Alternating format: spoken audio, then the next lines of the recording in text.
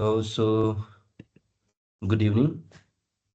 तो आज का अपना जो टॉपिक रहने वाला है वो रहने वाला है केमिकल काइनेटिक्स के 2020 के जो पीवाई क्यूज हैं यूपीएससी के अपने पेपर वन में। आपको पता है केमिकल काइनेटिक्स फिजिकल जो पेपर वन में आती है उसके पीवाई क्यूज आज हम लोग डिस्कस करने वाले हैं। तो ध्यान से आप देखते हुए चलिएगा, चीजों को समझते हुए चलिएगा। 2020 के मैं पीवाई क्यूज डिस्कस करूंगा आप लोगों के साथ में, ठीक है। काफी सारी चीजें एक साथ चल रही हैं अपनी, तो जैसे चल रहा है अभी चलने दीजिए चीजों को। जैसे जैसे मेरे को टाइम मिलता है मैं डिस्कस करता रहता हूँ आप लोगों के साथ चीजें और आई होप कि आप एंजॉय करते हैं सारी चीजों को। चलिए तो स्क्रीन शेयर करता हूँ, ज्यादा टाइम हम लोग डिस्कस करने में लगाते नहीं है। टू द पॉइंट हम लोग बातें करते हैं जनरली, अपना यही रहता है टू द पॉइंट बातें करना। चलिए तो चलते हैं अपने टॉपिक पे, 2020 के प्रीवियस ईयर क्वेश्चन डिस्कस करने के लिए।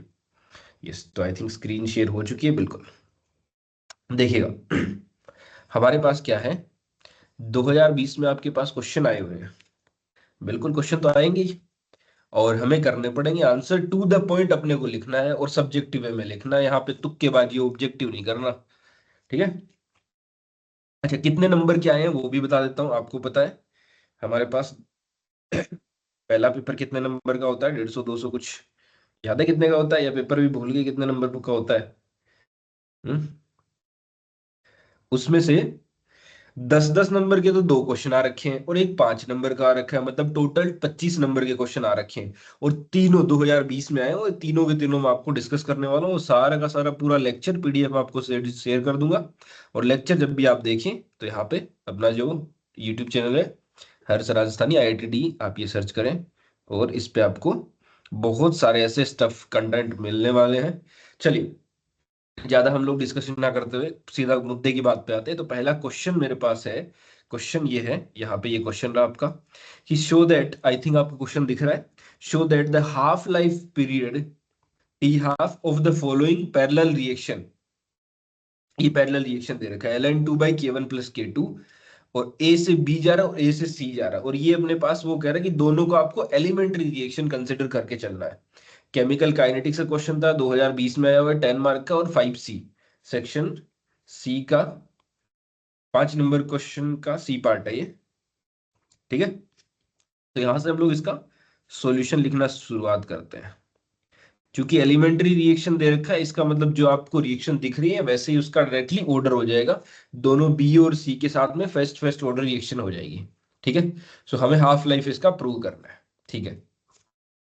तो पहला पॉइंट तो चूंकि ये एलिमेंट्री रिएक्शन है और आपको पता है, यहाँ पे एक छोटा सा पॉइंट लिख देंगे हम लोग कि एलिमेंट्री रिएक्शन में मेरे पास मोलिकुलरिटी और ऑर्डर सेम ही होता है।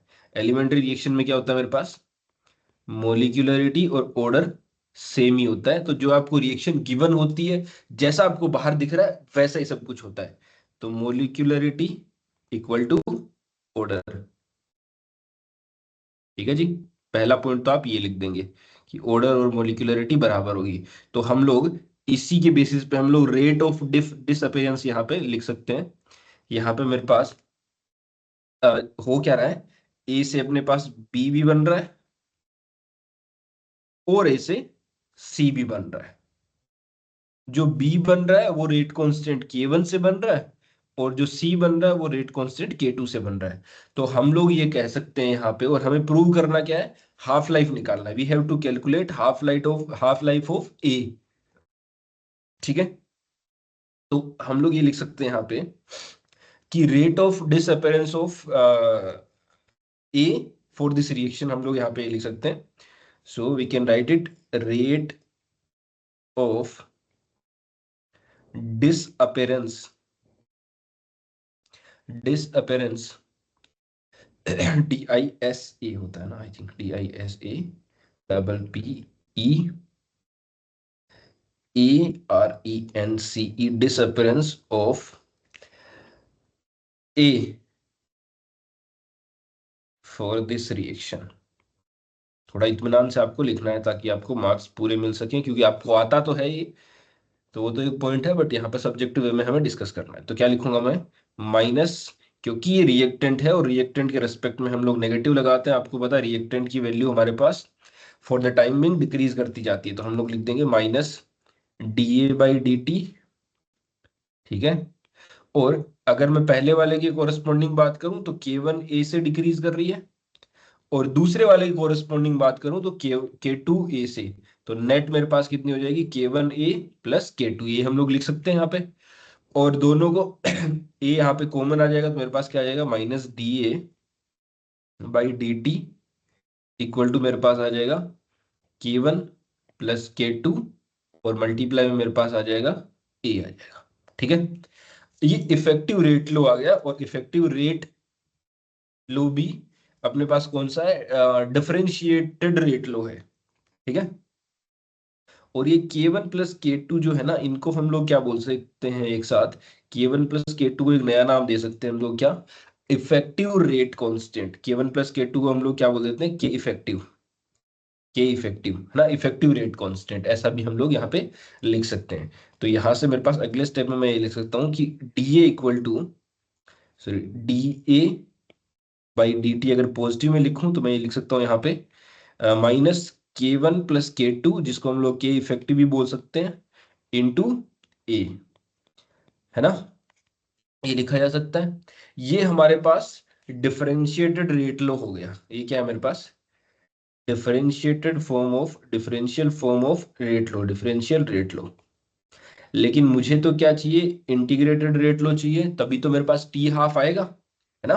तो पहले मैं इंटीग्रेटेड रेट लो लगाऊंगा। तो इंटीग्रेशन करने के लिए ए को एक तरफ ले जाते हैं, dt को उधर ले आते हैं, तो मेरे पास ये ऐसे आ जाएगा कि dA divided by A equal to minus of K1 plus K2 multiply में dt। इंटीग्रेटिंग बोथ साइड, दोनों साइड हम लोग क्या कर देते हैं यहाँ पे, इंटीग्रेट कर देते हैं। जब इंटीग्रेट करेंगे तो जब टाइम अपने पास जीरो था, जब टाइम जीरो था तो स्टार्टिंग में वैल्यू कितनी थी, A0 होती है अपने को पता है।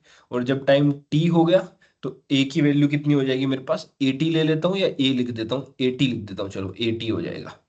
तो अब जैसे हम लोग डिफरेंशिएट करेंगे, तो dA/A का डिफरेंशिएशन होता है मेरे पास क्या, log A। तो ये मेरे पास हो जाएगा ln A, एक्चुअल में ln A होता है। तो ये मेरे पास इधर हो जाएगा ln A। और उसमें अगर मैं लिमिट रखूंगा तो लिमिट क्या आएगी मेरे पास लिमिट आएगी, पहले वैल्यू है तुम्हारे पास कितनी यहाँ पे, E0 लोअर लिमिट है, और अपर लिमिट क्या है मेरे पास, AT। AT मेरे पास अपर लिमिट है, टी टाइम पे A की कंसंट्रेशन। ये मेरे पास इक्वल टू आ जाएगा minus K1 plus K2 into में T। और यहाँ तो लिमिट रखी थी मैंने, जब लिमिट रखूंगा तो मेरे पास क्या आ जाएगा, ln, यहाँ पे मैं ये लिख सकता हूँ ln, अपर लिमिट रखूंगा तो AT, और लोअर लिमिट मेरे पास क्या आ जाएगी, A0। लोअर लिमिट मेरे पास आ जाएगी A0 equal to minus of K1 plus K2 into में T। ये आ गया। यहां से आप अगर वैसे भी लिखना चाहो तो लिख सकते हो, now we have to calculate now. ये हमारे पास इंटीग्रेटेड रेट लो आ गया, this is the integrated rate law, यहाँ पे इसको लिख सकते हैं आप, ये अपने पास इंटीग्रेटेड रेट लो आ गया for given reaction, rate law आ गया। अब हमें क्या चाहिए, now we have to calculate we have to calculate क्या कैलकुलेट करना अपने को बताएं जरा, half life of the reaction, half life of the reaction. हमें हाफ लाइफ चाहिए। हाफ लाइफ का मतलब जब t इक्वल टू, जब टाइम मेरे पास t हाफ होगा, उस मोमेंट पे AT जो है वो कितना हो जाएगा, वो अप्रोच करेगा किसको, A0/2 को। तो AT की जगह A0/2 कर दो, और ये हमारे पास t की जगह t हाफ आ जाएगा, तो ऊपर वाली इक्वेशन में ये वैल्यू रख दो। तो मेरे पास कितना आ जाएगा, ln AT की जगह A0/2 रख दिया हमने। ठीक है। और नीचे यहाँ पे A0 था ही मेरे पास, और राइट साइड में मेरे पास क्या आ गया, minus K1 plus K2 into T half हो जाएगा। तो माइनस में मेरे पास यहाँ पे K1 प्लस K2 इंटू में टी हाफ। यहां तक समझ आया होगा आई थिंक आपको ना। ठीक है। अब ध्यान से देखिएगा, ये A0 से ये A0 कट गया। अब ln 1/2 जब टू ऊपर जाएगा तो टू की पावर -1, वो -1 बाहर आएगा और उस -1 से कट जाएगा। तो हमारे पास ये आ जाएगा कि k1 प्लस k2, ये व्हाइट पेन से ही लिख देता हूँ वरना आपको लगेगा ये चेंज कैसे हो गया। तो k1 प्लस k2 इंटू में t½ ये किसके बराबर आ जाएगा मेरे पास, ln 2 के। मतलब मैं लिख सकता हूँ कि t½ इक्वल टू कितना आ जाएगा, ln 2 divided by k1 plus k2, और यही तो हमें प्रूव करना था। तो ये तो हमारा पार्ट प्रूव हो चुका है। ठीक है, इस तरीके से आपको सारे स्टेप्स लिख के दिखाने हैं, तो ये हमारा प्रूफ हो चुका है। ठीक है, ये 10 मार्क का क्वेश्चन था आपका, तो 10 मार्क का आई थिंक आपको समझ आया होगा। बहुत सिंपल और आसान तरीके से हमने 5 मिनट भी नहीं लगे होंगे, ये तो एक्सप्लेन करने में मेरे को टाइम लग जा रहा है, वरना अगर आप खुद से इसको अटेम्प्ट करेंगे तो आपको 5 से 10 मिनट लगेंगे। 5 मिनट मैक्सिमम बता रहा हूँ, मैक्सिमम 5 मिनट का क्वेश्चन था। और कितने नंबर, 10 नंबर।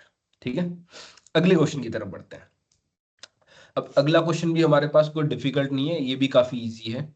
ध्यान से देखिएगा आप क्या पूछ रहा है अपने से।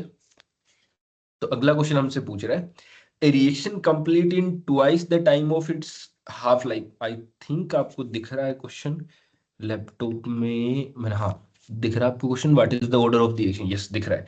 ये पहला पार्ट है अपने पास, ये 10 मार्कर है और दूसरा पार्ट 5 मार्कर है। तो पहला पार्ट क्या कर रहा है, A reaction complete in twice the time of its half life period, what is the order of the reaction, give reason. हमें रीजन भी देना है कि ऑर्डर क्या होगा रिएक्शन का, और विद रीजन बताना है। तो सॉल्यूशन यहाँ से हम लोग स्टार्ट करते हैं, या नीचे वाले पेज से स्टार्ट करें, यहीं से कर देते हैं, कोई बात नहीं यहीं से कर देते हैं, और यहाँ पे पेज ऐड और कर लेते हैं अपन। ठीक है, चलिए सॉल्यूशन शुरू करते हैं यहाँ पे।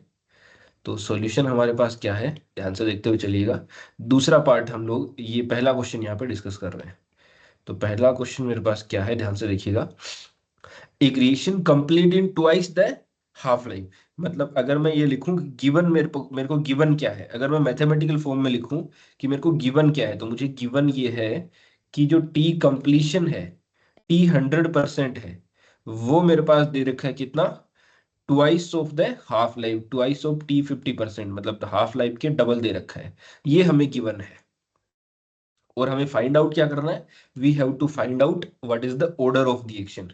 We have to find out order of reaction, order क्या होगी। तो देखिएगा ऑर्डर क्या होगी।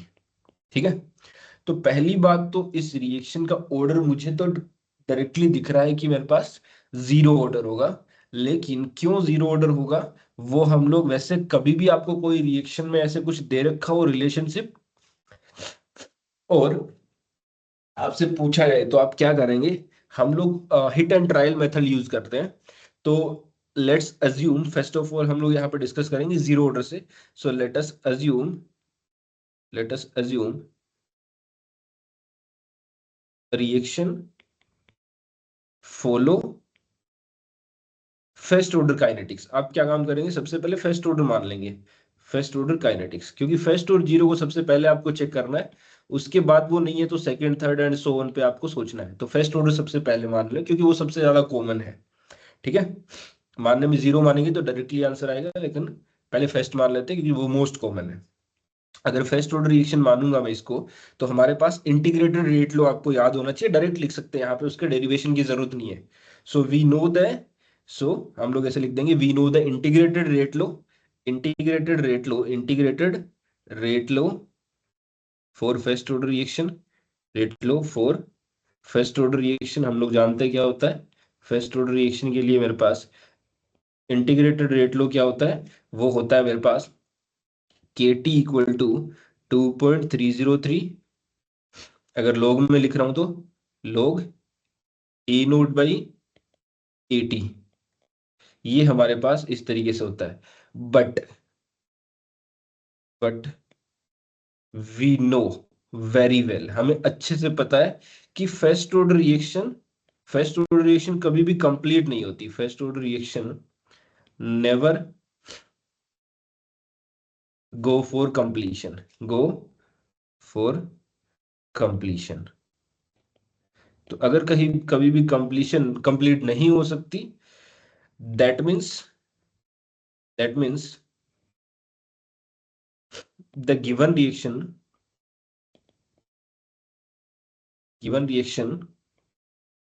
never be a first order reaction. तो फर्स्ट ऑर्डर तो कभी हो नहीं सकती, तो इसीलिए मैं आपको, वैसे तो फर्स्ट ऑर्डर मैं तो चेक ही नहीं करता, बट अगर आप चेक करना चाहते हैं तो क्या कर, तो हम लोग अब चेक करेंगे। Now we will we will check for we will check for zero order reaction. हम लोग इसको चेक करेंगे फॉर जीरो ऑर्डर।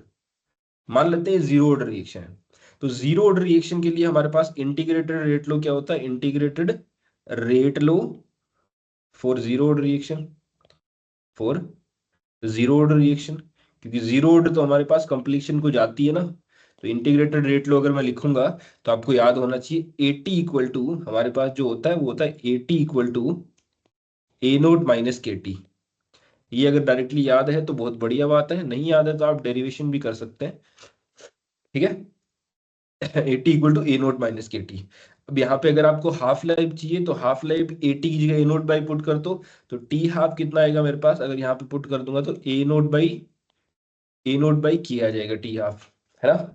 फिर ए नोट बाई टू के, ए नोट बाई टू के टी हाफ हो जाएगा। और अगर इसी इक्वेशन से मैं टी 100% निकालूं, ये तो टी 50% था, ठीक है। अगर मैं टी 100% निकालूं तो फॉर टी 100%, अगर फॉर टी 100% की बात करूं, मैं कंप्लीट रिएक्शन होने की बात करूं, तो मेरे पास जो टी को हम लोग अप्रोच करेगा जब टी 100% को, उस टाइम एटी, मेरे पास एटी क्या होता है, रिमेनिंग अमाउंट ऑफ रिएक्टेंट, वो अप्रोच करेगा जीरो को। तो एटी को जीरो पुट कर दो equal to A naught minus K T 100%। तो टी 100% मेरे पास कितना आ गया, ए नोट बाई के। अगर टी 100% ए नोट बाई के है तो डायरेक्टली हमें दिख रहा है ना 100% ए नोट बाई के और 50% ए नोट बाई टू के। इसका मतलब हमें क्लियर कट ये समझ आ गया कि टी 100% जो है वो टी 50% का 2 टाइम्स है मेरे पास। ठीक है, तो यहां से हमें क्लियर कट प्रूव हो रहा है, और ये सेकेंड ऑर्डर तो वैसे भी नहीं होगी। तो आप ये आंसर दे सकते हैं कि ये first order, so the given reaction, the given information fits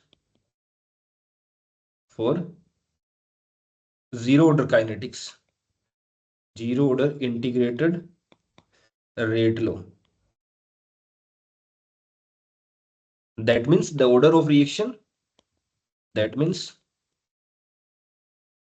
the order of reaction कितना हो जाएगा मेरे पास, ऑर्डर ऑफ रिएक्शन मेरे पास हो जाएगा कितना, second order, sorry zero order, zero order, zero order, ये मेरे पास आंसर आ जाएगा, और रीजन भी हम लोगों ने यहाँ पे दे दिया है। ठीक है जी, चलिए थोड़ा मैंने लेंदी लिख के बता दिया आपको। तो ये पहला पार्ट था मेरे पास, ये पहला पार्ट आई थिंक आपको समझ आएगा। दूसरा पार्ट है, so that for a first order reaction the time required for the 99.9% completion is almost 10 time the 50% of the completion. तो 99.9 निकालना है। ठीक है, तो दूसरा पार्ट मैं यहाँ पे शुरू करता हूँ, देखिएगा दूसरा पार्ट क्या है। वी नो दैट, हमें पता है कि इंटीग्रेटेड रेट लो तो चाहिए होगा, सो वी नो, डायरेक्टली लिख सकते हैं, आपको यहाँ पे डेरिवेशन की जरूरत नहीं है। We know the integrated rate law for first order reaction, first order reaction, reaction of A reactant से पी प्रोडक्ट में जा रही है, और यहाँ पे रेट कांस्टेंट है के। तो क्या आएगी मेरे पास रिएक्शन का जो रेट है वो क्या, किस तरीके से बनेगा, हम लोग ऐसा लिख सकते हैं कि के टी इक्वल टू 2.303 लॉग में A naught by A T. A naught हमारे पास इनिशियल अमाउंट होता है और AT amount of remaining concentration of reactant. ठीक है, ये हम लोग यहाँ पे लिख सकते हैं। अब हमें क्या पूछा है, टी 99.9%, टी 99.9%, इसका मतलब हमारे पास 99.9% रिएक्शन कंप्लीट हो चुकी है। तो कंप्लीटेड रिएक्शन 99.9% जो रिएक्शन है वो हमारे पास कंप्लीट हो चुकी है। और रिमेनिंग कितनी है, रिमेनिंग कितनी है, रिमेनिंग तो 99.9, तो 100 माइनस 99.9 करो आप, 99.9, तो कितना आएगा मेरे पास? 0.0 अगर हम लोग 100 में से 99.1 घटाएंगे तो 0.1 मेरे पास जो है वो remaining amount of the reaction आएगा। तो 0.1% जो रिएक्शन है वो बची हुई है ना, मतलब इतना अमाउंट मेरे पास बचा हुआ है, तो ये रिमेनिंग है, ये रिमेनिंग है। ये क्यों चाहिए मेरे को? क्योंकि ये 80 होता है अपने पास। अगर इनिशियल ए नोट 100 ले लूं मैं, ये हमारे पास 80 होता है, ठीक है। और इनिशियल इनिशियल जो ए नोट होता है उसको हम लोग यहाँ पे 100 एज्यूम कर सकते हैं। तो अगर मेरे पास ए नोट 100 है तो 80 कितना है? 0.1। अब इस इक्वेशन में पुट कर दो, तो के टी इक्वल टू 2.303 लोग ए नोट की वैल्यू कितनी है? 100, और 80 की वैल्यू कितनी है? 0.1, ठीक है। और ये टाइम कितना हो जाएगा यहाँ पे? 99.9%। तो मेरे पास क्या आ जाएगा? T 99.9% equal to 2.303 divided by K, और लोग में यहाँ पे कितना आ जाएगा? वो 10⁻⁻1 बनेगा, ऊपर जाएगा 10⁻+3 बनेगा। ये 3 बाहर आ जाएगा हमारे पास, क्योंकि आपको पता है लोग की जो पावर होती है नंबर की वो बाहर आ जाती है। ये बेसिक चीज आप जानते होंगे, ज्यादा हम लोग टाइम यहाँ पे लगाते नहीं है। तो टी 99.9% मेरे पास कितना आ जाएगा? 2.303 डिवाइड बाई के, इंटू में यहाँ पे 3 आ गया, लोग 10 आपको पता है 1 बन जाता है, ठीक है जी। तो मेरे पास टी 99.9% कितना आ गया मेरे पास? वो आ चुका है 2.303 इंटू 2 डिवाइडेड बाई के, ठीक है। और हमें पता है वो इसको कंपेयर करना है टी हाफ के साथ, एंड वी नो दैट हमें अच्छे से पता है कि टी 50% कितना होता है, टी हाफ या टी 50% हमारे पास कितना होता है? वो होता है 0.693/K4 फर्स्ट ऑर्डर रिएक्शन। तो अगर मैं इन दोनों को कंपेयर करूं तो डिवाइड कर दो। जैसे ही मैं डिवाइड करूंगा, इक्वेशन नंबर 1 ले लो, ये इक्वेशन नंबर 2 ले लो, इक्वेशन 1 में 2 डिवाइड कर दो, तो टी 99.9% मेरे पास कितना आ जाएगा? डिवाइड बाई टी 50%, 1/K से 1/K कट जाएगा, ऊपर 2.303 इंटू 2 डिवाइडेड बाई 0.693। तो ये दूनी 96, उससे मल्टीप्लाई होगा तो ये 10 बच जाएगा, ये इससे कट जाएगा बाकी सब कुछ, ये 10 बच जाएगा ऊपर। तो मेरे पास आ गया टी 99.9% कितना आ गया? 10 टी 50%। तो ये हमारे पास, यही तो अपने को प्रूव करना था, प्रूव हो चुका भाई साहब। देखिए कितने इजी क्वेश्चन पूछेंगे यार, फटाफट कितना जल्दी हो गया देखो, है ना। तो आई थिंक चीजें आपको क्लियर हुई होंगी। और ये 12 पेज है, ये मैं आपको स्लाइड शेयर कर दूंगा। और थोड़ा सा मैंने जल्दी जल्दी में बता दिया, आई थिंक 23 मिनट में खत्म हो गया देखो। वो तो मैंने आपको इतना एक्सप्लेन किया तब, अगर मैं खुद कर रहा होता तो 10 मिनट में तीनों क्वेश्चन निपटा देता, मतलब 25 नंबर, 25 नंबर अल्टीमेटली 10 मिनट के अंदर अंदर। समझ रहे हो आप मेरी बात? तो स्लाइड आपको मिल जाएंगी और लेक्चर भी आप देख लीजिएगा। हाँ, ठीक है। तो हमने काइनेटिक्स के 3 क्वेश्चन डिस्कस करे, 25 मार्कर। ये तो मैं कह रहा हूँ सच में कि एक्सप्लेन करने में इतना टाइम लग रहा है, अगर मैं खुद लिखता तो 5 मिनट के अंदर तीनों क्वेश्चन को खत्म कर रहा होता, ठीक है। तो सब्जेक्टिव वे में लिखना सीखिए, चीजों को रटना थोड़ा सा बंद कीजिए, और ऑब्जेक्टिव वे से थोड़ा सा ऊपर उठ के चलिएगा, ठीक है। चलो, तो मिलते रहेंगे अपन। जय हिंद, वंदे मातरम। ओके।